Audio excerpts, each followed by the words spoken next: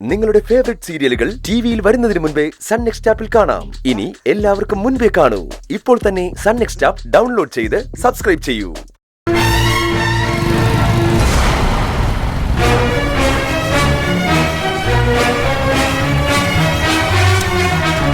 Madam, നടന്നതൊക്കെ മറക്കണം. എന്താ?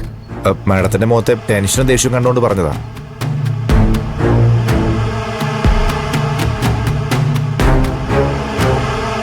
അവന്റെ സുപ്പീരിയർ ഓഫീസറായ എന്നെ അവൻ തല്ലി. വെറുതെ വിടല ഞാൻ. വിടരുത് മാഡം. ഓഫീസിൽ വെച്ച് അവനെ കഷ്ടപ്പെടുത്തി ഓടിക്കണം. മാഡത്തിന് പിന്നെ അവസരമുണ്ടല്ലോ, പിന്നെ എന്തിനാ ടെൻഷൻ ആവുന്നത്? ടെൻഷൻ അടിച്ച് ശരീരത്തൊന്നും വരുത്തി വെക്കണ്ട. അവൻ എന്നെ തല്ലിയത് ഓർക്കും തോറും എന്റെ ദേഷ്യം 1000 മടങ്ങ് കൂടുക. മാഡം, ഞാനൊരു കാര്യം പറയട്ടെ. പറ. ഉപദേശിക്കുകയാണെന്ന് തോന്നരുത്. മനസ്സിൽ തോന്നിയ കാര്യമോ? മാഡത്തിന്റെ മനസ്സ് നല്ലതായതുകൊണ്ട് ഇങ്ങനെയൊക്കെ നടക്കുന്നത്. അല്ലെങ്കിൽ ഒരു ചീഫ് എഞ്ചിനീയറെ തല്ലുമായിരുന്നു അവൻ. മാഡത്തിനെ തല്ലാൻ പാടുണ്ടോ? അതിനുള്ള ധൈര്യം അവൻ എവിടെ നീട്ടി? അതിന് കാരണം മാഡം തന്നെയാ. അരവിന്ദ് എന്താ ഉദ്ദേശിച്ചത്? എന്ത് ചെയ്താലും ക്ഷമിച്ചു വിടുന്നത് തന്നെ. ക്ഷമയൊക്കെ മാറ്റിവെച്ച് തല്ലിന് തല്ലെന്ന രീതി പ്രയോഗിക്കണം. അപ്പോ എല്ലാവർക്കും നമ്മളൊരു പേടി തോന്നും. അല്ലെങ്കിൽ ഇങ്ങനെയൊക്കെ നടക്കും. ഞാൻ പറഞ്ഞത് കേട്ട് ആകാശിനോടുള്ള ദേഷ്യം കൂടിയോ? ഇല്ല. എന്റെ ദേഷ്യം ഇപ്പൊ ആകാശിനെ ആലോചിച്ചല്ല, അരവിന്ദനെ ഓർത്ത. അയ്യോ മാഡം, എന്നോട് ദേഷ്യം തോന്നുന്നതിനാ?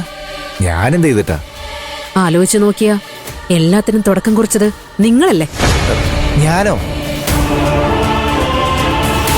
അതെ, എന്റെ ജീവിതം കീഴ്മേൽ മറിച്ചത് നിങ്ങളാ.